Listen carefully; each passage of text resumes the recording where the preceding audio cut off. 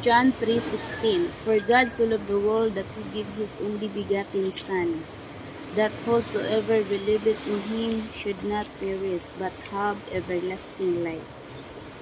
Ito ang reason bakit namatay siya doon sa krus sa Kalbaryo. Dahil sa kanyang pagmamahal sa ating lahat.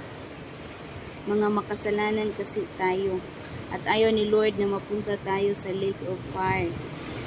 Kaya binigay niya ang kanyang sarili as a ransom.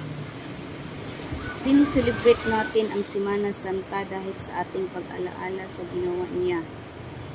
Pero alam mo ba kung anong tunay na kahulugan kung bakit siya nandoon?